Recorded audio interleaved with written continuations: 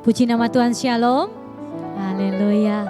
Kita mengucap syukur malam hari ini oleh anugerah Tuhan. Kita boleh kembali datang ke tempat ini bersama-sama memuliakan Tuhan. Seharian kita sudah melakukan aktivitas kita. Saatnya kita mau datang kepada Tuhan. Kita mau memuji Tuhan, kita mau menyembah Tuhan. Kita mau senangkan hati Tuhan lebih lagi. Karena kita percaya bahwa Tuhan itu bertata di atas setiap pujian kita. Mari malam hari ini saya mengajak setiap kita, tanggalkan beban kita, apapun persoalan kita, mari kita datang kepada Tuhan. Kita serahkan seluruh kehidupan kita. Kita percaya bahwa Tuhanlah sumber kekuatan kita. Dialah tempat perlindungan kita. Hanya kepada Dia kita berharap. Mari kita satukan hati kita. Kita mau berdoa. Haleluya Tuhan. Kau baik Tuhan, Kau baik. Oh haleluya Yesus. Kami bawa syukur kami Tuhan malam hari ini. Kami bawa pengagungan kami Tuhan hanya untuk Engkau. Sebab hanya Engkau yang layak dipuji. Hanya Engkau yang layak disembah Tuhan. Terima kasih Tuhan. Untuk segala kebaikan Tuhan dalam hidup kami. Kami ada hari ini semua karena anugerah Tuhan. Ajar kami tetap bersyukur Tuhan. Apapun keadaan kami. Kami percaya Tuhan tetap ada buat kami. Tuhan tetap menyertai langkah kami. Tuhan tidak pernah membiarkan kami berjalan sendiri. Terima kasih untuk kekuatan yang Tuhan berikan. Malam hari ini Tuhan, setiap kami akan datang kepadamu. Kami mau sujud menyembah kepadamu Tuhan. Kami mau masuk dalam ruang Maha Kudus. Biarlah Engkau berhadirat Tuhan di tempat ini. Biarlah hanya Tuhan yang dimuliakan Tuhan malam hari. Hanya Engkau yang kami sembah Tuhan, tidak ada yang lain. Terima kasih Bapa, bahwa kami menikmati hadirat-Mu Tuhan. Kami percaya Tuhan, di dalam hadirat Tuhan, kami mendapatkan kekuatan yang baru. Di dalam hadirat Tuhan, kami mendapatkan ketenangan Tuhan. Terima kasih Tuhan, terima kasih. Puji nama-Mu Tuhan. Kami sembah Engkau sebagai Tuhan dan Raja dalam hidup kami. Kami puji Engkau Tuhan selama-lamanya. Terima kasih Bapa. Kami serahkan ibadah kami dari awal pertengahan dan selesainya. Biarlah hanya Tuhan saja yang kami muliakan. Kami percaya sukacita surgawi turun dalam ibadah kami malam hari ini. Di dalam nama Tuhan Yesus kami siap memuji Tuhan. Haleluya Tuhan. Tetap dalam hadirat Tuhan. Kita akan memuji Tuhan.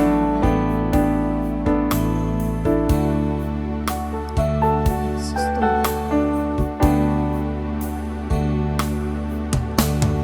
Yesus kami puja.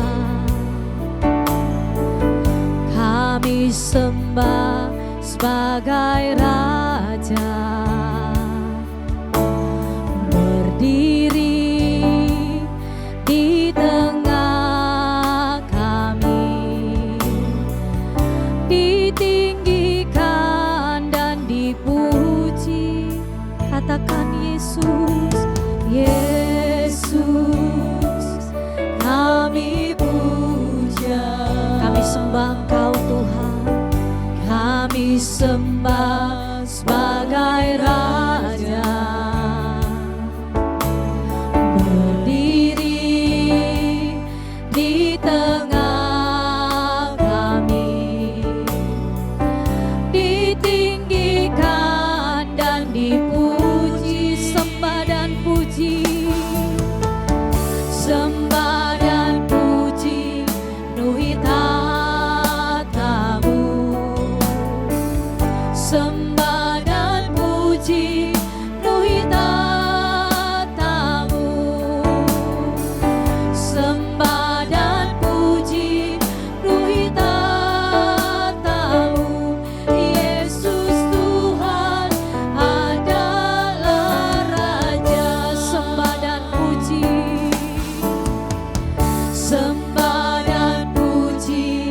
penuhi tatamu. Kami menyembah Engkau Tuhan. Sembah dan puji penuhi tatamu. Sembah dan puji penuhi tatamu. Yesus Tuhan adalah Raja. Kami agungkan Engkau Tuhan. Sama-sama katakan, Yesus kami puja. Kami sembah Engkau Tuhan. Kami sembah sebagai Raja. Kau yang berdiri di tengah, di tengah kami, ditinggikan dan dipuji. Katakan Yesus, Yesus kami puja. Kami sembah Engkau. Kami sembah sebagai Raja. Kau yang hadir di tempat ini Tuhan, berdiri di tengah kami, ditinggikan dan dipuji. Mari sembah, sembah dan puji penuhi tatamu. Sembah Tuhan malam hari ini. Sembah dan puji penuhi tatamu. Kami menyembah Engkau Tuhan. Sembah dan puji penuhi tatamu. Yesus Tuhan adalah Raja.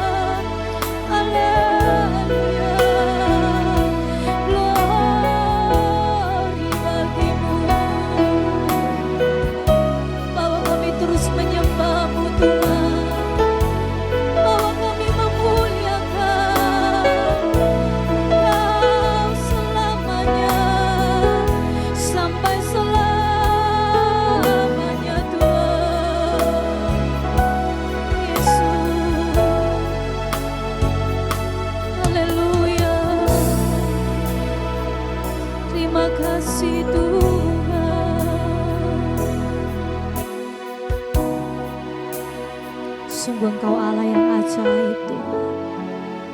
Kau Bapa yang mengasihi kami. Kasih setiamu besar Tuhan. Kebaikan-kebaikan tak habis-habisnya dalam hidup kami. Kaulah Tuhan, Kaulah Raja dalam hidup kami. Hanya Engkau yang kami sembah Tuhan. Terima kasih Tuhan.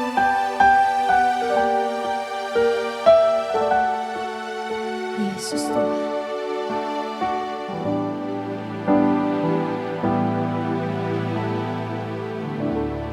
Yesus Tuhan.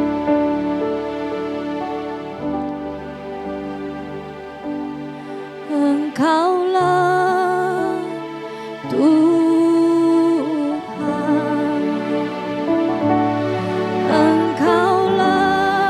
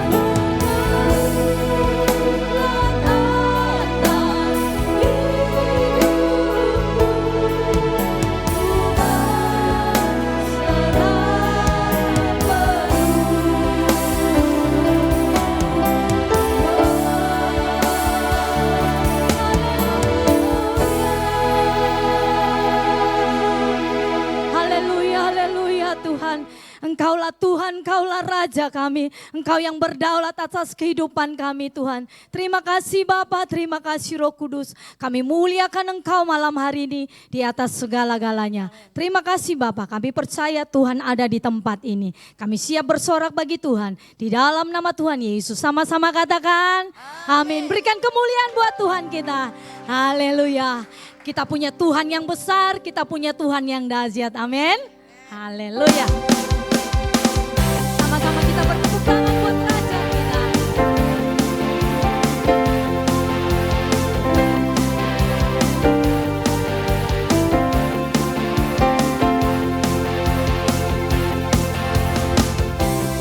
Tuhanku maha besar, Tuhanku maha kuasa, Raja segala raja. Amin.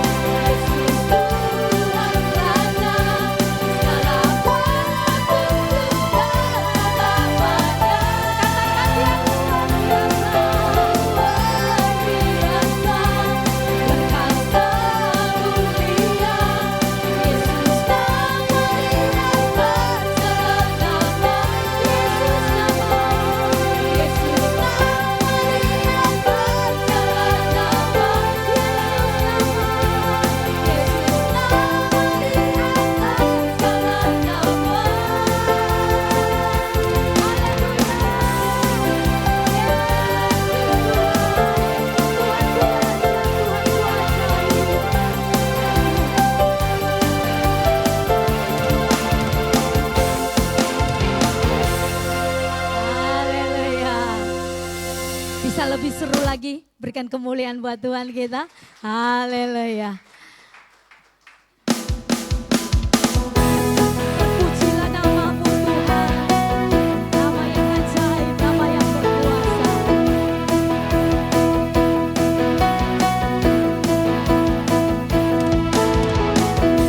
Pujilah nama-Mu Tuhan. Kuat dan penuh kemuliaan.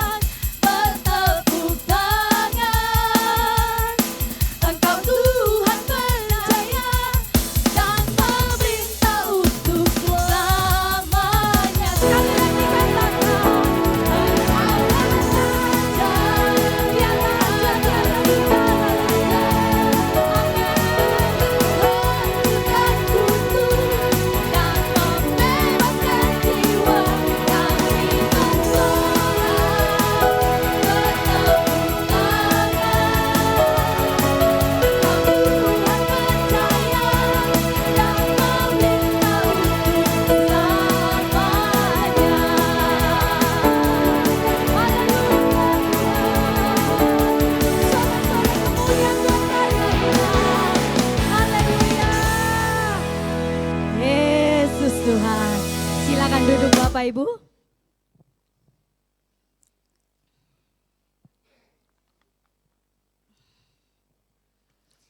Haleluya Tuhan.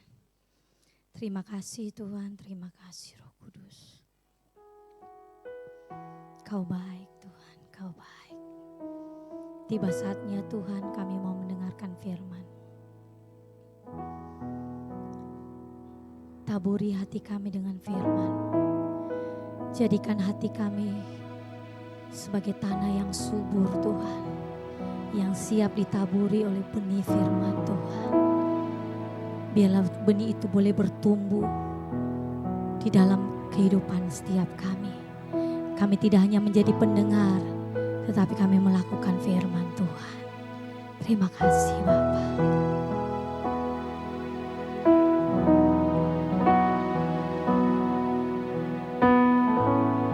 Yesus Tuhan.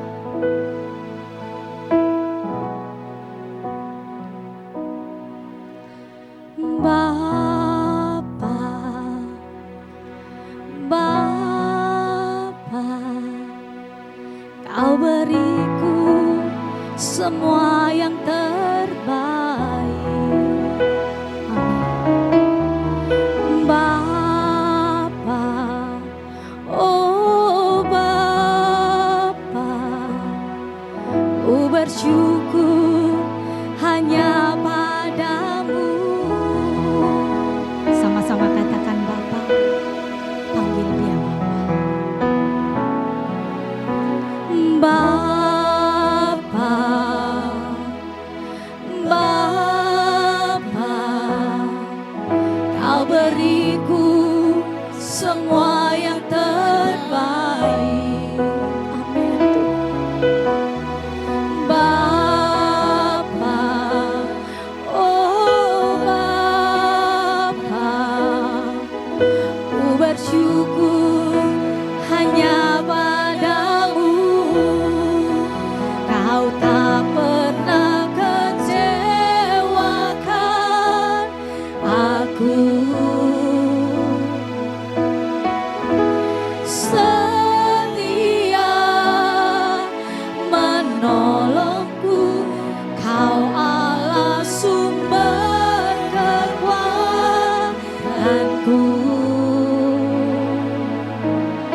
Kau segalanya, sumber di hidupku. Sama-sama kita panggil dia Bapa. Dia ada di tempat ini. Bapa, Bapa, Kau mendengarkan seruan kami Tuhan. Semua yang terbaik. Tidak ada satupun rancangan Tuhan yang gagal dalam hidup kita. Dia Bapa yang baik. Kami mengucap syukur hanya padamu. Sekali lagi katakan Bapa. Bapa, Bapa, Kau beriku semua yang terbaik. Bapa, oh Bapa, ku bersyukur hanya padamu. Kau tak pernah kecewakan aku. Kau Allah yang setia, setia menolongku. Kau Allah sumber kekuatanku. Kau segalanya Tuhan, sumber di hidup kami.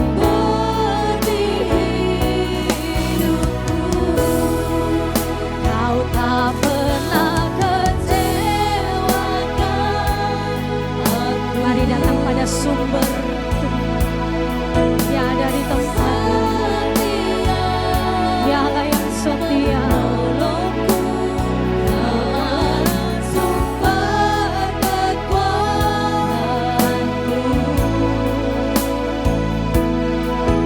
Kau segalanya, sumber di hidupku.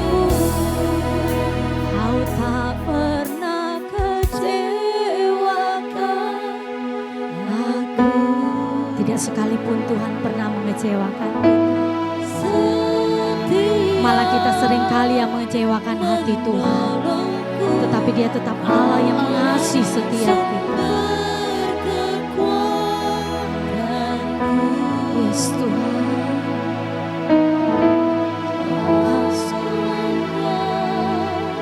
Sumber di hidupku.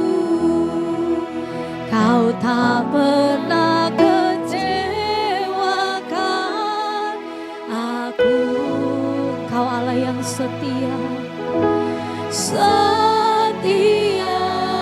Saya persilakan kepada hamba. Kau Allah sumber kekuatanku, Kau segalanya, sumber hidupku. Kau tak pernah kecewakan aku. Bapak Ibu, saya undang semua bangkit berdiri. Setia menolongku, Kau Allah sumber kekuatanku. Kau segalanya Tuhan, sumber hidup kami, hidupku. Kau tak pernah kecewakan aku.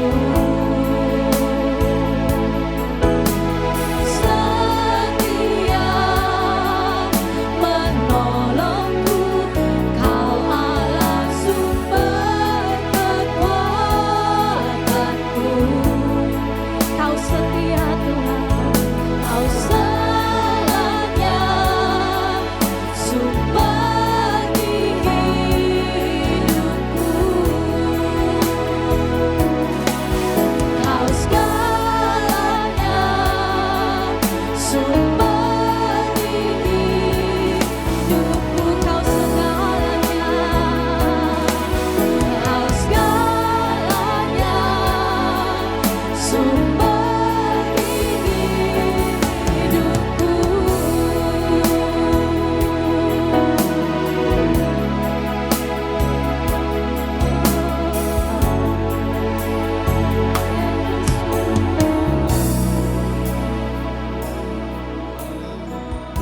Kau sumber,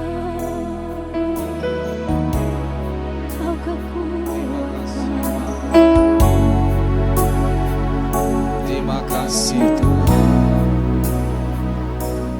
Ajar kami untuk setia Amin, sama seperti Tuhan adalah setia. amin Tuhan. Ampuni kami jikalau ada banyak ketidaksetiaan kami yang Kau dapati Tuhan. Padahal Tuhan tidak pernah tidak setia. Yesus. Hari ini kami akan menunjukkan hati kami, pikiran kami kepada firman Allah. Agar kami boleh Kau dapati sejalan dengan firman Tuhan. Kami tahu Tuhan kami banyak batasnya, tapi kami mau belajar. Oleh karena itu kami akan membuka hati kami, telinga kami supaya kami bisa menerima firman Tuhan dan beri kami kekuatan untuk bisa melakukannya. Amin. Kami siap terima nasihat Tuhan dalam nama Yesus. Haleluya. Amin. Silakan duduk saudara. Shalom Bapak Ibu Saudara. Baik, kita akan belajar firman Tuhan. Mari buka bersama dengan saya Yohanes pasal 20 ayat 27. Kita akan belajar, ada satu isi hati Tuhan di sini untuk kita perhatikan baik-baik. Yohanes pasal 20 ayat yang ke-27. Demikian firman Tuhan saya bacakan. Kemudian ia berkata kepada Thomas, taruhlah jarimu di sini dan lihatlah tanganku. Ulurkanlah tanganmu dan cucukkanlah ke dalam lambungku. Dan jangan engkau tidak percaya lagi, melainkan percayalah. Saudara, kisah ini kita sudah tahu bersama. Ada seorang murid Tuhan yang tidak percaya akan kebangkitan Tuhan Yesus. Padahal jauh sebelumnya, sebelum terjadi pengisahan itu, Tuhan sudah katakan sampai 4 kali saudara. Nanti bisa baca kitab Matius ya. Aku akan menderita dan akan dibangkitkan. Tapi ada satu murid Tuhan ini yang tidak percaya. Sampai akhirnya begitu Tuhan bangkit, Tuhan menampakkan diri kepada Thomas dan memberikan satu pelayanan khusus kepadanya. Thomas, masukkan jarimu di sini. Susukkan di sini. Jangan engkau tidak percaya lagi. Saudara, waktu kita baca ini kita berpikir, kok bisa ya seorang Thomas yang hari-harinya bersama dengan Tuhan, makan bersama dengan Tuhan, kemana Tuhan pergi dia selalu beserta dengan dia, dan dia terima pengajaran itu tiap hari dari mulut Tuhan sendiri. Kok bisa enggak percaya? Kita ngomong gitu karena kita sudah tahu ceritanya, kan gitu Bapak Ibu ya. Kalau kita belum tahu ceritanya dan mungkin kita berada di situ pada waktu itu, saya yakin kita pun juga pasti tidak percaya. Bukan begitu Bapak Ibu? Ya. Jujur Bapak Ibu ya, penyakit sampai hari ini orang Kristen alami adalah tidak percaya pada Tuhan. Sekalipun kita mungkin Kristen dari kecil, jujur aja saudara, masih banyak dari antara kita yang kurang percaya dan tidak percaya pada Tuhan. Saya temukan saudara ya, ada 3 alasan kenapa kita sulit percaya, sulit patuh pada firman Tuhan. Yang pertama, jika firman itu atau perintah itu bertentangan dengan pikiran kita. Alasan pertama kenapa kita sulit percaya dan sulit patuh pada firman adalah jika firman atau perintah Tuhan itu bertentangan dengan pikiran kita. Kalau yang masuk akal, gampang kita lakukan. Tapi kalau nggak masuk akal, wah susah. Contoh saudara ya, sampai hari ini masih banyak anak Tuhan yang gak yakin akan penebusan. Masa sih satu orang meninggal mati lalu kita semua satu dunia diselamatkan? Kok bisa? Ada lagi yang berkata, masa sih hanya percaya selamat? Sementara agama lain mengajarkan bagaimana mesti berbuat baik, lakukan ini, lakukan itu baru bisa selamat. Loh kita kok percaya saya bisa selamat? Masih banyak yang kayak gitu. Kok bisa? Gak masuk akal pikirannya. Yang kedua, kenapa kita sulit percaya dan sulit patuh pada firman Tuhan? Jika firman atau perintah Tuhan tersebut memiliki atau mengandung resiko yang berat. Jika perintah itu atau firman itu mengandung resiko yang berat. Contohnya apa? Contohnya kita disuruh mengampuni orang yang bolak-balik nyakiti kita. Itu berat. Mengampuni orang yang bolak-balik menyakiti kita itu berat. Bagi kita ayat itu suruh ngampuni, susah untuk kita percaya. Bukan begitu? Iya. Yang ketiga, kenapa kita sulit percaya dan sulit patuh pada firman Tuhan? Jika firman atau perintah Tuhan itu berkaitan dengan desakan kebutuhan. Berkaitan dengan desakan kebutuhan. Contoh, kita punya uang satu-satunya lah 500.000. Satu-satunya harta kita. Tiba-tiba Roh Kudus katakan, berikan uang itu kepada temanmu yang butuh. Itu nggak gampang. Karena ini berkaitan dengan kebutuhan. Ya, makanya kita sulit percaya dan sulit patuh sekalipun kita sudah Kristen dari kecil. Padahal kalau saudara percaya dan saudara patuh, ada 3 berkat besar yang akan saudara dapatkan. Yang pertama, mari buka di dalam Yohanes 1. Roma 10:9. Roma 10 ayat 9. Kalau saudara percaya, maka ada 3 berkat besar yang akan kita terima. Dan ini hanya berlaku bagi mereka yang percaya. Yang pertama, Roma 10:9. Roma 10:9. Sebab jika kamu mengaku dengan mulutmu dan bahwa Yesus adalah Tuhan dan apa saudara? Percaya dalam hatimu bahwa Allah telah membangkitkan dia dari antara orang mati, maka kamu akan diselamatkan. Berkat pertama adalah diselamatkan. Ya, kalau kita percaya. Yang kedua, mari buka Yohanes 1 ayat 12. Apa yang kita dapatkan kalau kita percaya? Yohanes 1 ayat 12. Tetapi semua orang yang menerimanya, yaitu maksudnya Tuhan Yesus, diberinya kuasa supaya menjadi anak-anak Allah, yaitu mereka yang apa saudara? Percaya dalam namanya. Saudara yang percaya diberinya kuasa. Amin. Yang ketiga, buka Markus 16. Markus pasal 16. Nah, sini kita akan lihat kuasa yang bagaimana yang diberikan kepada mereka yang percaya. Markus pasal 16 ayat yang ke-17 sampai ayat yang ke-18. Markus pasal 16 ayat 17 sampai 18. Tanda-tanda ini menyertai orang-orang yang percaya. Tidak dikatakan di sana orang-orang Kristen, tidak juga dikatakan di sana menyertai hamba-hamba Tuhan, tidak, tapi mereka yang percaya. Mereka akan mengusir setan-setan demi namaku. Mereka akan berbicara dalam bahasa-bahasa yang baru bagi mereka. Mereka akan memegang ular dan sekalipun mereka minum racun maut, mereka tidak akan mendapat celaka. Mereka akan meletakkan tangannya atas orang sakit dan orang itu akan sembuh. Itu kuasa yang luar biasa. Dan itu hanya terjadi bagi mereka yang percaya. Sekali lagi, bagi mereka yang percaya.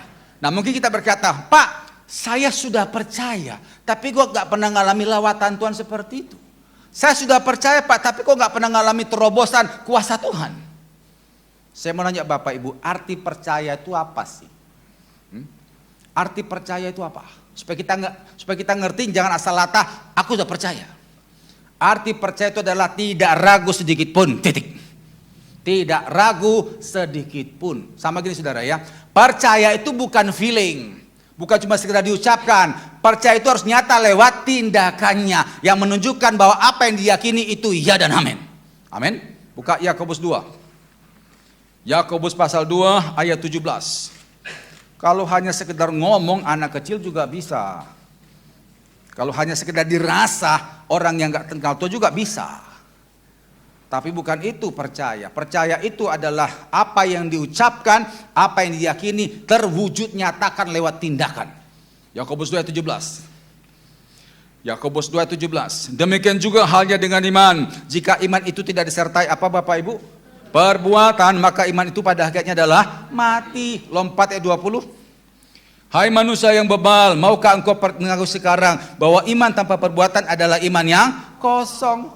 Jadi iman itu atau percaya itu bukan dirasa, bukan feeling, bukan hanya sekedar kata-kata, tapi harus nyata lewat tindakannya. Yang setuju katakan amin.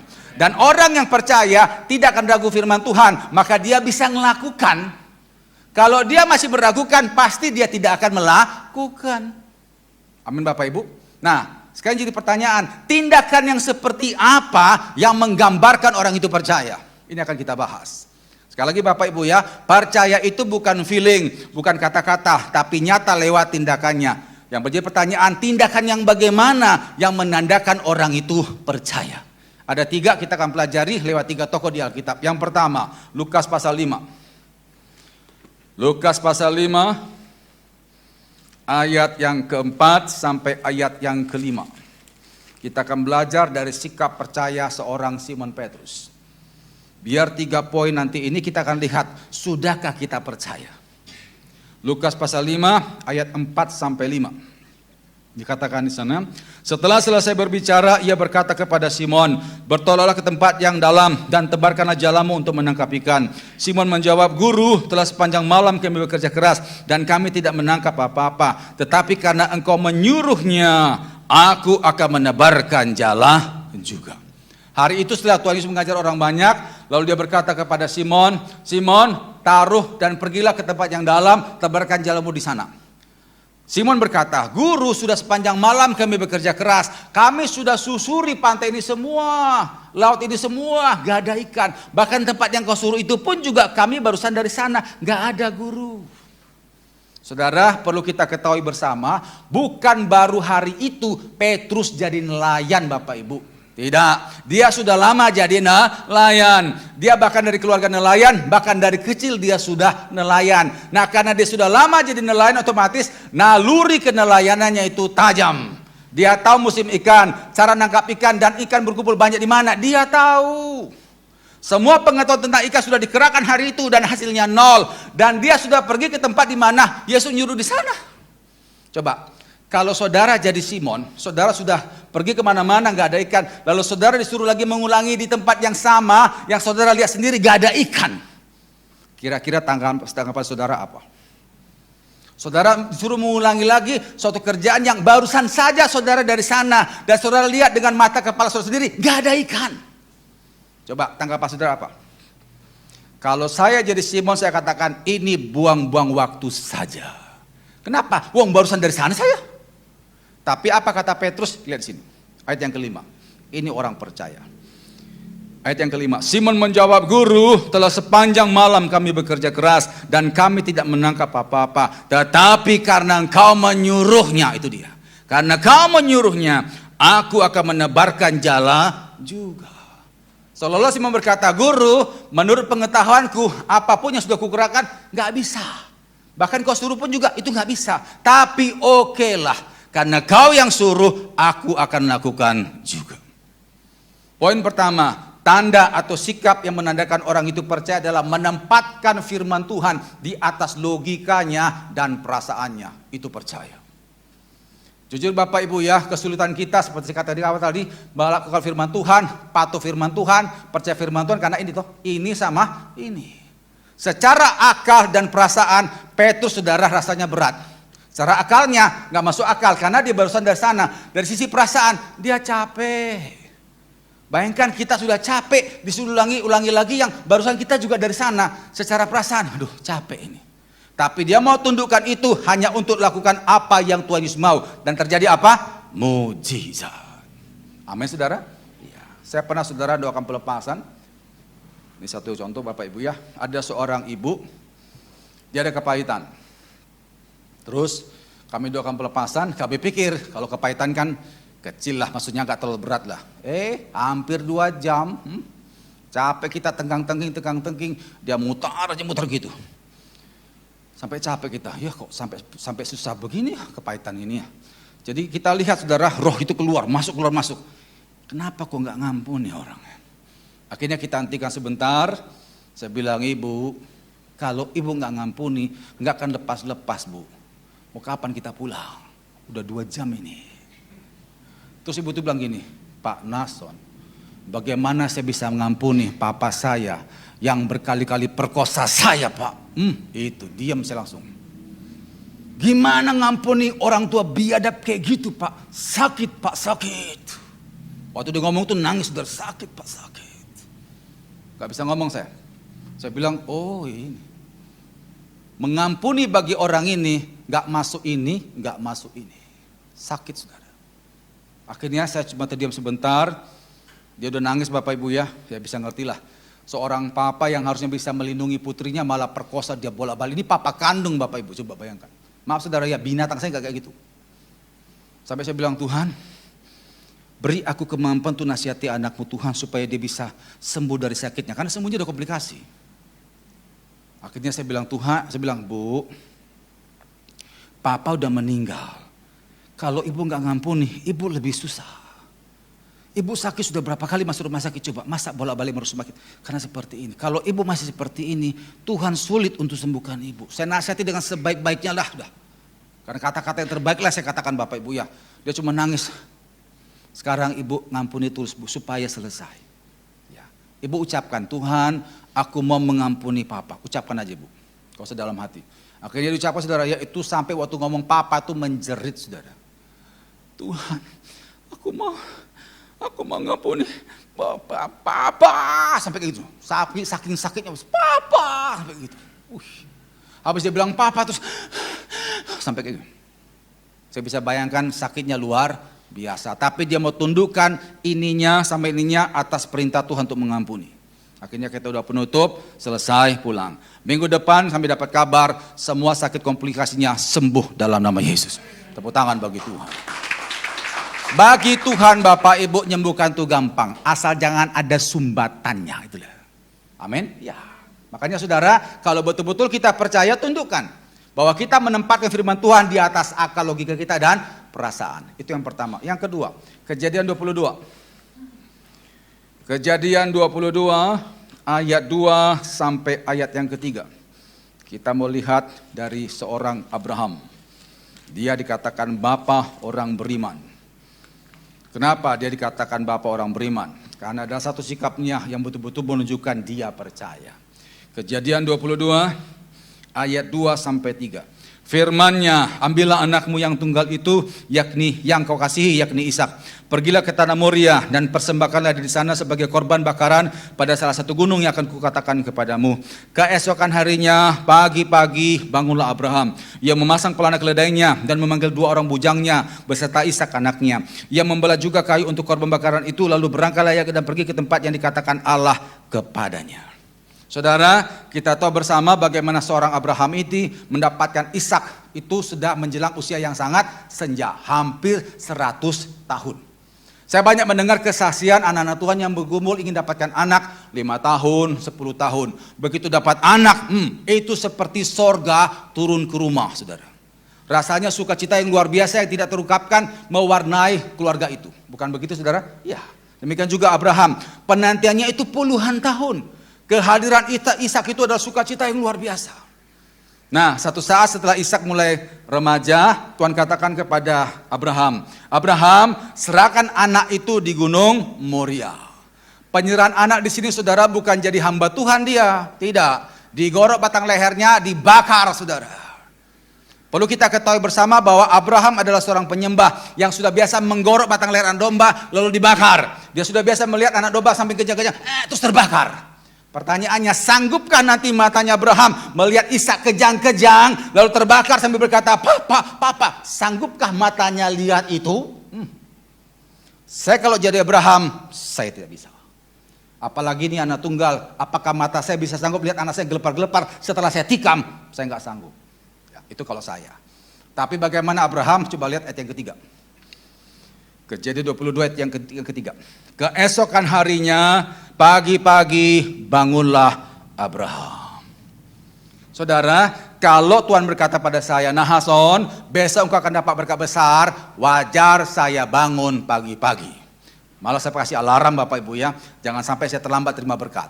Ini anak bukan mau disekolahkan STT, enggak, digorok batang lehernya. Tapi Abraham bangun pagi-pagi. Bahkan Alkitab berkata, semua perbekalan, semua sudah disiapkan. Yang lebih luar biasa, sepanjang perjalanan dari rumah ke Moria, satu pun tidak ada keluar mengeluh dari mulutnya Abraham, tidak ada. Saya mau nanya Bapak Ibu, apakah Abraham waktu berangkat hatinya penuh sukacita, damai sejahtera? Sama seperti selama ini kita katakan, kalau dari Roh Kudus ada damai sejahtera. Apakah damai sejahtera? Apa hatinya berkata, oh puji Tuhan, anak gua gogor hari ini? Apa seperti itu, saudara? Itu orang tua gila, saudara. Abraham waktu berangkat, ini kacau, ini pun kacau. Tapi tidak terucap. Saya percaya waktu perjalanan itu dia berkata, Tuhan, aku salah apa? Kenapa Tuhan? Ada apa? Pasti bertanya-tanya. Dia manusia, bukan robot, saudara. Tapi itu tidak terucap.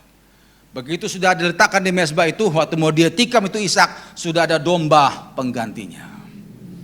Yang kedua, sikap yang menandakan orang itu percaya adalah rela kehilangan apapun demi kemuliaan Tuhan. Rela kehilangan apapun asal Tuhan disenangkan. Amin saudara? Ya. Ini saudara ya, kita ini dalam hidup pasti akan mengalami kehilangan, pastilah. Karena semua di dunia ini tidak ada yang kekal, tidak ada. Cuma begini, bicara kehilangan itu ada dua model. Yang pertama, kehilangan karena alami, atau yang kedua, kehilangan karena harus memilih. Yang pertama, kehilangan alami. Kalau kehilangan alami atau natural, kita semua akan alami. Contoh kita punya orang tua, karena tua akhirnya meninggalkan kita. Itu alami, itu natural. Kita juga akan kehilangan pekerjaan kita. Kenapa? Karena pensiun, kita akan kehilangan pekerjaan. Itu natural, semua orang akan hadapi dan semua orang akan jalani. Tapi kalau kehilangan karena memilih, itu nggak gampang. Abraham disuruh milih, mau hilang anak atau hilang Tuhan. Tapi ternyata apa? Abraham lebih rela kehilangan anak daripada kehilangan Tuhan. Itu dia. Nanti kita akan juga diperhatikan. Apakah kita milih Tuhan atau keluarga, Tuhan atau pacar kita, Tuhan atau pekerjaan kita, Tuhan atau hobi kita, Tuhan atau yang lain. Akan tampak di sana pilihan saudara menandakan engkau percaya atau tidak pada Tuhan. Kalau betul-betul kau percaya, engkau pasti akan pilih Tuhan dan mengabaikan yang lain. Amin. Iya. Tapi kalau pilih yang lain dan mengabaikan Tuhan, engkau belum termasuk orang percaya. Dan setahu saya saudara ya, kalau kita lebih memilih yang lain dan mengabaikan Tuhan, lihat, kita pasti akan kompromi dengan dosa, pasti. Saya berapa kali nangani konseling anak-anak muda, khusus yang perempuan itu. Ya, dia lebih rela kehilangan Tuhannya daripada pacarnya. Akhirnya apa? Pindah agama. Ada lagi saudara ya, dia lebih rela kehilangan kekudusan Tuhan daripada pacarnya. Akhirnya apa? Free sex. Daripada kehilangan pacar, tidak apa-apa dah. Ada lagi juga tempat lain Bapak Ibu ya, lebih rela kehilangan Tuhannya daripada pekerjaannya. Pindah agama gampang. Hartanya juga pindah agama. Gak apa-apa Tuhan digadaikan. Masih banyak orang Kristen seperti itu. Maaf saudara ya, kalau kita masih demikian, kita belum percaya. Ya mengerti katakan amin. Dulu pernah saya serius Bapak Ibu ya, hal ini sudah pernah saya alami. Saya waktu berhadapan antara Tuhan dan orang tua. Saya disuruh milih. Tapi saya pilih Tuhan. Saya cerita dikit saudara ya. Ini dulu waktu saya masih kuliah. Kejadiannya itu di bawah tahun 2000. Jadi saya berhadapan antara Tuhan sama papa saya yang masih pakai jimat. Jadi papa saya itu mengharuskan kami tunduk pada jimat itu. Nah, waktu saya datang ke sana, masih liburan saudara ya, mama saya sama nenek saya nggak bisa apa-apa. Dan akhirnya mama saya itu bolak-balik dicekek sama gondoruo. Nenek saya juga tempat tidurnya goyang-goyang, sampai nggak bisa tidur. Bayangkan nenek-nenek nggak bisa tidur gara-gara itu. Nah, saya begitu dapat keluhan begitu, akhirnya saya bilang, Mak nanti biar saya ngomong sama bapak. Mama saya bilang, jangan ngomong Son. Nanti kalau kau ngomong mama dipukul. Bapak saya saudara bukan orang yang bisa terima masukan, dia paling anti dikritik. Begitu dikritik langsung pak, karena dia didikan militer. Dan saya udah ngerti resikonya udah. Tapi saya lebih memilih Tuhan, kekudusan daripada papa saya. Dan saya udah ngerti nanti resiko seperti apa, sudah ngerti. Saya ingin supaya mama saya, nenek saya jangan terganggu oleh kuasa gelap. Saya nggak mau seperti itu. Akhirnya sudah, saya bilang mama tenang sajalah, nggak apa-apa tenang aja. Akhirnya saya lihat bapak saya udah habis makan siang, duduk di ruang tamu, saya datangi beliaunya. Saya pakai nada rendah dan kata-kata yang paling sopan. Bapak, itu jimat di kamar, itu enggak baik Pak. Ganggu mama bolak-balik dicekik, kasihan mama. Nenek juga nggak bisa tidur diganggu-ganggu gitu. Saya paling rendah saudara. Bapak langsung muntap, langsung bilang gini, jangan mentang-mentang kau karismatik kau ngatur aku ya. Kenapa bapak saya ngomong karismatik? Karena dia bolak-balik ditipu sama pendeta karismatik. Dia benci betul karismatik. Kau tahu apa? Sampai kepala saya, kau tahu apa kau tuh? Anak kecil ngatur-ngatur saya. Itu dia keluar langsung dia beranjak dari tempat tidur, dari kursinya itu langsung masuk kamar. Wah sudah, buka pintu kamar, puas. Waduh. Lalu diambil jimat itu saudara, satu kresek tanah kuburan, sama ada berapa cincin. Lalu dibanting ke muka saya, makan disumpel ke mulutmu, puas. Saya cuma tangkis, puas. Itu sudah serak kemana-mana, itu pasir, puas. Nah, makan dia, mama udah nangis, nenek udah nangis. Nah itu bagi saya nggak sakit. Yang sakit itu gini, bapak sih bilang, kau keluar dari rumah ini, kau bukan anakku. Nah itu sakit. Kau bukan anakku, itu sakit saudara. Ya. Lalu dia keluar dari rumah, sambil keluar kata-kata binatang, babi anjing selalu keluar. Lalu banting pintu, bas. Terus nggak tahu pergi kemana. Lalu saya datangi mama, mama ada uang, Ason mau pulang ke Surabaya. Gitu. Mama saya cuma dikasih uang belanja sama bapak saya, karena bapak saya pegang semua uang. Akhirnya uang belanja itulah saya beli tiket kereta di stasiun saudara. Saya berangkat siang itu ngambil tiket kereta. Nah ternyata tiketnya malam, saya masih sempat pulang ke rumah sebentar, mau pamit sama bapak. Akhirnya waktu saya lihat bapak sudah di rumah saudara ya, saya bilang Pak, saya pulang dulu Pak ya. Saya mau peluk begini, bapak saya langsung gini, terus gitu. Keluar kau. Wah sudah. Akhirnya keluar saya, udah. Sampai di Surabaya, saya tidak makan 4 hari. Karena nggak ada uang. Ya. Saya hanya waktu itu masih pikir di Betaniman saudara ya. Itu hanya aqua gelas gini lah. Saya bawa pulang dari gereja. Sama ada aqua botol, saya isi dengan air di gereja. Jadi 4 hari nggak makan. Tapi yang luar biasa, tidak kurus-kurus juga. Itu yang luar biasa. Perutnya nggak kurang-kurang juga saudara ya. Nah setelah 4 hari saudara, saya doa di rumah di gereja. Saya bilang Tuhan, aku nggak kuat Tuhan, lapar aku Tuhan.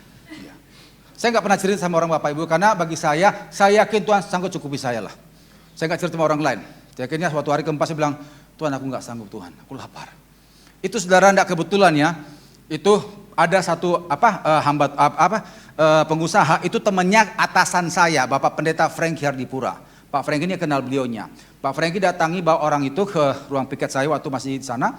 Lalu bapak itu berkata gini, nah Hason, saya disuruh Tuhan untuk biaya kamu beberapa bulan ke depan. Ini uangnya, terus dia pergi. Sampai sekarang, sampai hari ini, saya tidak tahu nama beliau itu.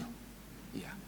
Jujur saudara, waktu saya diusir dari rumah, selama setahun saya tidak diberi uang kuliah dan uang kos oleh bapak saya. Saya makan tuh mesti doa dulu saudara.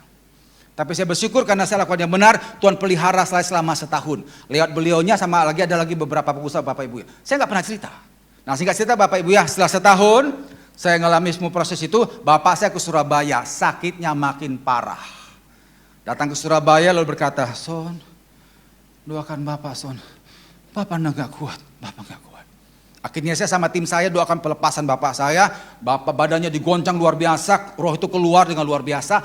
Yang luar biasa adalah Bapak saya yang semula anti karismatik, hari itu kepenuhan Roh Kudus. Tepuk tangan bagi Tuhan. Dan akhirnya saudara, setelah itu saya dengan Bapak saya hubungannya makin membaik saudara. Nah saudara, tapi lihat, saya mesti kehilangan uang kuliah dan uang kos, dan mesti kelaparan 4 hari. Itu salib saya. Tapi karena saya berani bayar harga, akhirnya apa? Saya bisa tarik jiwa bapak saya ke Tuhan. Buka Matius 10:37. Matius 10:37. Matius pasal 10 ayat 37. Dikatakan di situ, Matius 10:37. Barang siapa mengasihi bapa atau ibunya lebih daripadaku, ia tidak layak bagiku. Dan barang siapa mengasihi anaknya laki-laki atau perempuan lebih daripadaku, ia tidak layak bagiku. Ini kata Tuhan Yesus, barang siapa mengasihi orang tuanya lebih daripadaku, ia tidak layak bagiku. Ayat ini bukan diajarkan kita untuk melawan orang tua, tidak. Kita tetap mengasihi orang tua, tapi kalau orang tua mengajar kita berbuat dosa, hendaklah kita tolak itu. Amin saudara. Kita lebih memilih apa kata firman Tuhan untuk hidup dalam kekudusan. Hanya saja cara ngomong ke orang tua dengan cara yang terhormat. Amin. Jangan dibentak, jangan menggurui. Bagaimanapun juga beliau adalah orang tua kita. Yang setuju katakan amin. Kalau suruh milih, pilihlah Tuhan. Apakah rugi? Tidak. Buka Matius 19. Matius pasal 19 ayat yang ke-29. Matius pasal 19 ayat yang ke-29 dikatakan di situ, dan setiap orang karena namaku meninggalkan rumahnya, saudaranya laki-laki atau saudaranya perempuan, bapak atau ibunya, anak-anak atau ledangnya, akan menerima kembali 100 kali lipat dan akan memperoleh hidup yang kekal. Barang siapa karena namaku meninggalkan orang tuanya, keluarganya, akan menerima kembali 100 kali lipat dan mengalami hidup yang kekal. Ini saya dapatkan saudara. Karena saya lebih memilih Tuhan daripada bapak saya, akhirnya apa? Saya dapat di bapak saya dan jiwanya diselamatkan oleh Tuhan. Amin. Nanti satu saat engkau akan menghadapi ini bapak ibu. Dan situ akan tampak engkau percaya pada Tuhan atau tidak. Itu yang kedua. Tanda atau sikap yang menandakan orang itu percaya, dia rela kehilangan apapun asal Tuhan disenangkan. Yang ketiga, yang terakhir. Mari buka di dalam Daniel 6 ayat 11. Daniel 6 ayat yang ke-11. Kita belajar dari sikap percaya seorang Daniel. Daniel 6 ayat yang ke-11 dikatakan di sana, demi didengar Daniel bahwa surat perintah itu telah dibuat, pergilah ke rumahnya, dalam kamar atasnya ada tingkap-tingkap yang terbuka ke arah Yerusalem. 3 kali sehari ia berlutut berdoa serta memuji Allahnya seperti yang biasa dilakukannya. Kalau Bapak Ibu baca pada sebelumnya, ini kisah bagaimana teman-temannya Daniel iri akan keberhasilan Daniel, sehingga akhirnya mereka berusaha untuk menjebak Daniel dengan cara apa? Mempengaruhi Raja Darius pada waktu itu. Agar dikeluarkan suatu perintah agar semua rakyat Media Persia menyembah raja. Nah, ini adalah ancaman bagi Daniel karena Daniel tidak menyembah manusia. Daniel hanya menyembah Allah yang hidup.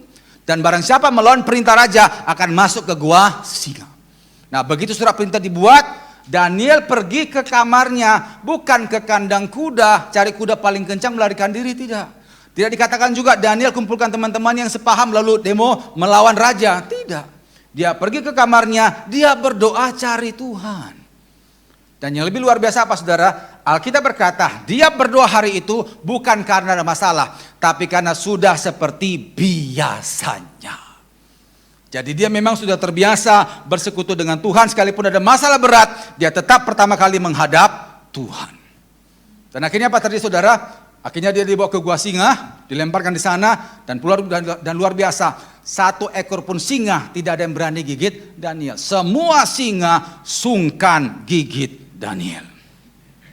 Karena Daniel adalah orang yang taat. Poin yang ketiga, sikap yang menandakan kita percaya adalah tidak bergantung pada apapun dan siapapun selain hanya kepada Tuhan. Tidak bergantung pada apapun dan siapapun selain hanya kepada Tuhan. Gini saudara, kalau nanti satu saat Bapak Ibu Saudara menghadapi masalah dan hari itu tidak ada orang mau mendengarkan keluhanmu, bahkan tidak ada satu orang pun yang mau tolong engkau.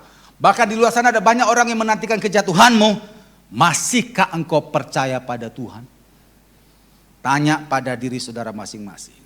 Pada waktu engkau ada masalah, engkau mengalami tekanan yang berat, satu pun tidak ada yang tolong engkau, bahkan semua mengabaikanmu, Bapak Ibu. Masihkah engkau percaya pada Tuhan? Itu akan tampak engkau percaya atau tidak. Tapi semua beritahu masih ada Tuhan. Amin. Iya. Kalau engkau betul-betul percaya, ada orang tidak ada orang yang mendukung saudara, engkau akan berkata apa? Pertolonganku datangnya daripada Tuhan. Kesaksian Bapak Ibu ya, dulu saya pernah pelayanan di daerah Gudo Jombang, itu perbatasan Kediri. Ada satu gereja di sana, sekarang sudah besar. Saya masih di sana, Bapak Ibu Gembalanya cerita. Kalau dulu waktu masih pos PI, mereka mengalami serangan yang luar biasa. Ya kita ngerti Bapak Ibu ya, kita Kristen di mana-mana pasti ngalami tekanan lah. Pikul salib. Dan mereka juga ngalami begitu, dari warga situ dan juga dari kampung lain. Sampai dia bilang, sampai Pak maaf aja, saya sama Bapak Gembala dan juga jemaat bolak-balik membersihkan pintu gereja karena seringkali dilumuri sama kotoran manusia. Itu orang kampung ya Pak Saudara. Bayangkan Saudara ya. Mereka yang lucu gini, orang-orang itu BAB kenapa nggak dibuang ke jamban sana gitu loh. Tapi dimasukkan di pintu gereja, dilumuri di situ. Maaf Saudara, maaf. Hewan saja enggak kayak gitu. Ini manusia. Belum lagi panas tahu. Nanti kalau kita ibadah, nanti anak-anak muda kampung sini naik sepeda motor terus tekan. Asapnya masuk gereja, ganggu kita ibadah. Belum lagi nanti Pak, samping ini Pak, tetangga ini ditunjukkan sama persi gereja. Ini kalau kita ibadah nanti dipukul-pukul tembok. Saya tidak yakin kalau dia pakai tangannya, karena tembok ini tebal. Kalau nggak pakai palu, pasti pakai kayu sudah. Terus saya tanya, Bapak Ibu terus solusinya bagaimana? Ya kita udah lapor polisi Pak, tapi ya tahulah polisi seperti apa. Ya manusia juga kan. Paling sekali 2 kali kunjungan, habis itu nggak tahu lagi. Nanti diulangi lagi sama warga begitu. Tapi Pak, kami akhirnya kumpul semua jemaat, kami ngambil keputusan, kami tidak akan balas kejahatan dengan kejahatan, tidak. Kami akan tetap berbuat baik, bakti sosial tetap diadakan memberkati kampung. Tapi kami doa puasa kelilingi kampung. Menyerahkan kampung itu ke dalam tangan Tuhan. Karena kami hanya bisa andalkan Tuhan, yang lain udah gak bisa. Itu luar biasa Saudara ya. Akhirnya apa? Mereka doa puasa keliling kampung, mereka lakukan itu tiap hari. Setelah seminggu didoakan, minggu depan satu persatu yang ganggu gereja, mati. Iya, mati. Yang pukul tembok langsung lumpuh Saudara, lumpuh. Stroke. Ya. Kita bukan doa jahat Bapak Ibu ya, tidak. Kalau doa jahat itu begini, Tuhan kami disakiti, bikin mereka mati. Itu gak akan dengar. Ya. Doa yang dengar tuh gini, Tuhan kami disakiti. Tidak apa-apa kita terbuka. Kami disakiti, tapi Tuhan kami gak akan balas kejahatan dengan kejahatan. Kami akan tetap berbuat baik, tapi tolong bela perkara kami. Itu dia. Tolong bela perkara kami Tuhan, itu. Tuhan bela, akhirnya apa? Satu persatu mati. Sampai hari ini gereja itu gak diganggu oleh orang lain. Kenapa? Karena tangan Tuhan menjaga gerejanya. Tepuk tangan bagi Tuhan. Makanya nanti Bapak Ibu waktu saudara hadapi masalah, yang satu orang pun tidak ada nolong saudara, kemana saudara saat itu? Akan tampak engkau percaya atau tidak. Kalau kita punya teman yang nolong, gampang kita ngomong percaya. Tapi kalau pada saat semua itu gak ada, masihkah kau percaya Tuhan? Saudara yang tahu itu sendiri. Jadi tanda orang itu percaya, yang ketiga adalah tidak bergantung pada apapun dan siapapun selain hanya kepada Tuhan. Nah sekarang kita masuk yang terakhir. Pak, bagaimana supaya bisa percaya? Bagaimana caranya? Saudara, untuk bisa percaya itu proses ya, nggak ada yang instan. Nah saya mau bagikan yang saya lakukan sajalah. Ada 3 hal. Yang pertama, berikan waktumu untuk bersekutu dengan Tuhan tiap hari. Lewat doa, baca Alkitab, dan penyembahan. 3 ini mesti ada. Berikan waktumu bersekutu dengan Tuhan tiap hari. Lewat doa, baca Alkitab, dan penyembahan. Saya perhatikan banyak anak Tuhan hanya sekedar doa. Maaf saudara ya, kalau hanya doa itu kurang sehat. Komunikasi yang sehat adalah komunikasi 2 arah. Waktu kita berdoa, kita menyampaikan apa yang kita mau ke Tuhan. Waktu kita membaca Alkitab, kita mengerti apa yang Tuhan mau ke kita. Waktu kita menyembah, kita membiarkan roh Allah mengurapi roh kita. Itu dahsyat, 3 itu mesti ada. Amin? Iya. Kalau saudara bersekutu dengan Tuhan luar biasa tiap hari, maka lihat imanmu akan bertumbuh di situ. Buka Roma 10:17. Roma 10 ayat 17. Ingat Bapak Ibu ya, percaya ini itu proses. Kalau saudara ikuti prosesnya dengan benar, maka pasti engkau akan gampang percaya. Roma 10 ayat 17 dikatakan di sana, jadi iman timbul dari pendengaran dan pendengaran oleh firman Kristus. Jadi percaya kita, iman kita itu akan muncul kalau kita dekat dengan firman-Nya dan melakukan firman-Nya. Saudara saya mau nanya, satu hari dikasih Tuhan berapa jam? 24 jam. Ada enggak waktumu dengan Tuhan 1 jam saja? Ada? Saudara yang tahu. sangat naif sekali dan sangat egois sekali. Kita sering minta yang terbaik dari Tuhan, berkat yang luar biasa, sementara waktu kita dengan Tuhan minimal sekali. Pantaskah itu diberkati? 24 jam, berjam-jam kita dengan teman-teman kita bisa, berjam-jam dengan gadget kita bisa. Masa 1 jam saja dengan Tuhan yang menjamin masa depan kita, menyertai kita, menolong kita, menyembuhkan kita, nggak bisa. Kebangetan, saudara. Bangetan. Makanya saudara, bagaimana kita bisa percaya kalau waktu dengan Tuhan pun juga nggak ada. Makanya supaya bisa percaya, yang pertama berikan waktumu bersekutu dengan Tuhan lewat doa, baca Alkitab dan penyembahan. Yang setuju katakan amin. Itu yang pertama. Yang kedua, lakukan firman Tuhan yang saudara dapatkan dari saat teduh itu. Gampang tuh. Lakukan firman Tuhan yang saudara dapatkan dari saat teduh itu. Mulailah dari skala kecil dulu, yang kecil-kecil dulu. Contohnya apa? Belajar menata kata-kata. Jangan luar kata-kata yang sembrono, kata-kata kotor, janganlah. Latihan. Mulailah belajar mengampuni. Belajar Bapak Ibu, yang kecil-kecil dulu. Nah, nanti kalau sudah bisa yang kecil-kecil, masuk tahap yang ketiga. Belajar melakukan firman Tuhan yang mulai beresiko lebih besar. Saya percaya kalau yang kecil kita bisa, maka pasti akan dimampukan untuk bisa lakukan hal yang besar. Apa contoh yang besar itu? Ini saudara ya. Berani menolak tawaran dosa yang ditawarkan oleh teman-teman dekat kita yang sering tolong kita. Berani menolak semua tawaran dosa yang disodorkan oleh teman-teman dekat kita yang sering tolong kita.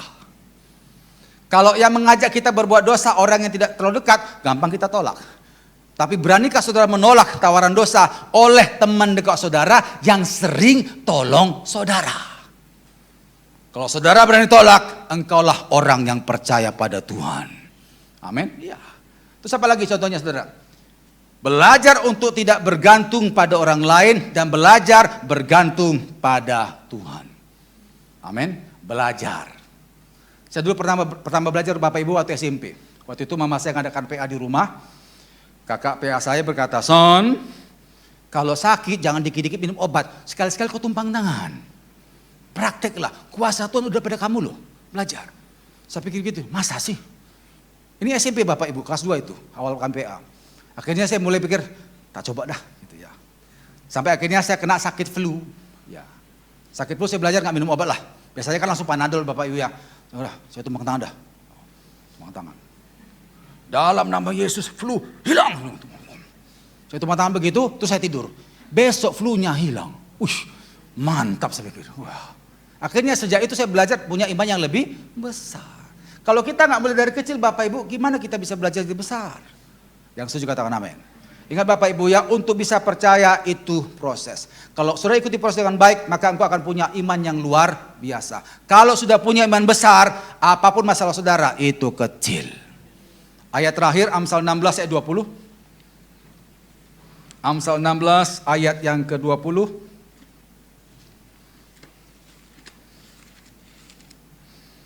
Dikatakan di sana, Amsal 16 ayat yang ke-20. Siapa memperhatikan firman akan mendapat kebaikan, dan berbahagialah orang yang percaya kepada Tuhan. Siapa memperhatikan firman akan mendapat kebaikan, dan berbahagialah orang yang percaya kepada Tuhan. Mulai hari ini mari kita belajar untuk percaya. Kita tundukkan kepala, kita berdoa. Dengan sikap doa masing-masing datang pada Tuhan. Saya undang rekan hamba Tuhan, tim musik dan juga worship leader sehingga bisa ambil tempat. Biarkan keyboard mengiringi lembut saat teduh kita sejenak. Kita semua tundukkan kepala dan tutup mata. Pada waktu saudara tundukkan kepala dan tutup mata, di situ hanya engkau dan Tuhan yang ada. Tidak ada orang lain di sana. Situlah kita harus jujur di hadapan Tuhan. Sudah selama ini kita ke gereja, sudah selama ini kita jadi anak Tuhan, sudahkah kita percaya? Ingat, percaya itu bukan feeling, bukan dirasa-rasa. Bukan cuma sekedar kata-kata, aku percaya. Bukan itu Bapak Ibu Saudara. Percaya itu adalah sesuatu yang diungkapkan dan juga dinyatakan lewat tindakan. tanpa tindakan, maka sebenarnya kita belum percaya. Dan bagi mereka yang percaya, baginya kuasa Allah akan dinyatakan.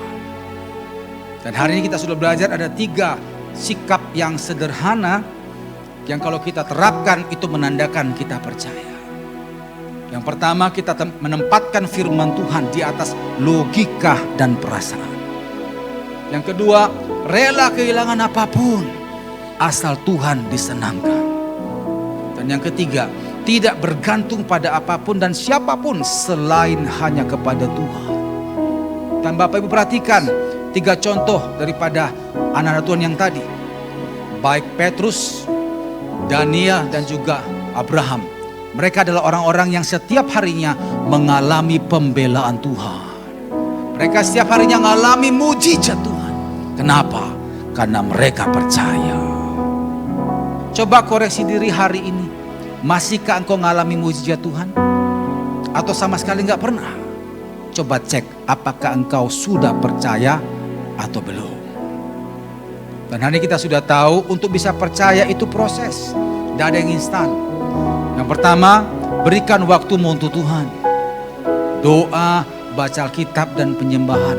Bagaimana kita bisa percaya kalau kita jauh dari firman? Itu nggak mungkin Bapak Ibu, nggak mungkin. 1 hari ada 24 jam, masa 1 jam saja nggak bisa dengan Tuhan? Lalu yang kedua, lakukan firman yang sudah dapatkan dari saat teduh itu. Mulai dari skala kecil dulu. Lalu yang ketiga, lakukan firman Tuhan yang mulai beresiko agak lebih besar. Kalau saudara bisa terapkan 3 langkah ini, maka lihat engkau akan bisa menjadi orang yang percaya. Tidak ada gunanya kita sudah tahunan ikut Tuhan, bolak-balik keluar masuk gereja, tapi ternyata kita belum percaya. Jangan sampai seperti itu Bapak Ibu. Tuhan, terima kasih untuk firman Tuhan yang singkat dan sederhana pada malam hari ini. Engkau sudah mengajar kami bahwa untuk bisa percaya atau menjadi orang percaya itu bukan cuma sekedar kata-kata. Harus nyata lewat tindakan kami. Ada banyak contoh di Alkitab anak-anak Tuhan yang sudah diberikan pada kami untuk kami teladani. Bahkan para rasul pun juga siap jadi martir, menandakan mereka percaya. Dan mereka adalah orang-orang yang betul-betul layak terima mahkota kehidupan itu. Tuhan, ajar kami untuk mengikuti jejak mereka, agar kami boleh menjadi orang-orang yang percaya. Terima kasih Bapak, mampukan kami yang gak mampu ini Tuhan. Dan beri kami kesungguhan, supaya kami sungguh-sungguh bisa melakukan 3 poin tadi. Dan akhirnya Engkau boleh dapati kami menjadi orang-orang yang percaya pada Tuhan. Terima kasih Bapak, hamba sudah sampaikan apa yang Tuhan mau. Dan hamba sangat-sangat terbatas. Hamba serahkan kembali kepada Engkau Allah Roh Kudus yang tidak terbatas. Teruskan firman-Mu, sempurnakan penyampaiannya, materaikan firman-Mu, dan berkati kami semua. Di dalam nama Yesus, haleluya, amin. Tepuk tangan bagi Tuhan, Tuhan berkati.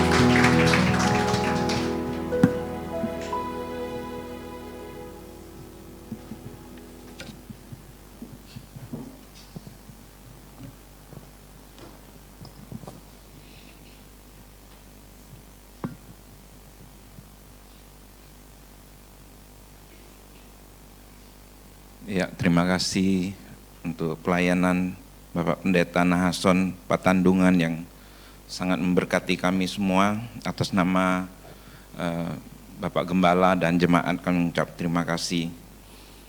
Kita tundukkan kepala untuk berdoa buat persembahan. Kami bersyukur buat firman-Mu yang sudah sangat memberkati setiap kami. Setiap hari kami diperhadapkan dengan tantangan kehidupan. Tolong kami Tuhan supaya kami terus percaya, kami melihat tangan Tuhan terus bekerja menjadi pembela bagi kami. Terima kasih biar firman-Mu hidup di dalam kami dan kami menghidupi setiap firman-Mu Tuhan supaya hidup kami terus berkemenangan di dalam Engkau. Kami bersyukur kesempatan kami boleh mempersembahkan persembahan. Tuhan memberkati setiap tangan-tangan yang menyediakan, yang memberkati kami semua Tuhan. Dalam nama Tuhan Yesus kami berdoa. Amin. Baik, persembahan dijalankan. Ada beberapa pengumuman Bapak Ibu perlu diperhatikan bahwa Sabtu doa puasa tanggal 16 Agustus akan dilayani oleh Ibu Marsiani. Ibadah raya Minggu 17 Agustus akan dilayani oleh Bapak Pendeta Muda Budi Raharjo. Ada MC Kid dan MC Teen jam 9. Perlu diperhatikan juga ibadah youth bagi teman-teman yang masih muda bisa ikuti jam 12 siang. Tuhan Yesus memberkati. Puji nama Tuhan. Saya percaya kita semua diberkati Tuhan malam hari ini. Yang diberkati Tuhan, coba lambaikan tangannya. Saya undang semua bangkit berdiri, kita akan tutup ibadah kita.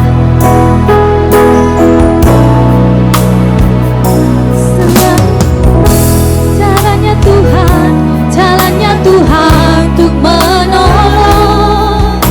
Saat mengangkat tanganmu, Tuhan yang turun tangan. Selalu ada jalannya Tuhan untuk menolong. Kuatkan hatimu, Tuhan tak meninggalkanmu sendiri.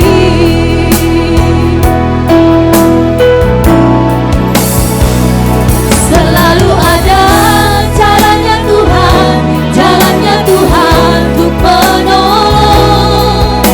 Saat mengangkat tanganmu, Tuhan yang turun tangan. Selalu ada jalannya Tuhan untuk menolong. Kuatkan hatimu, Tuhan tak meninggalkanmu sendiri. Sama-sama katakan. Selalu ada jalannya Tuhan untuk menolong. Saya persilakan Bapak Gembala.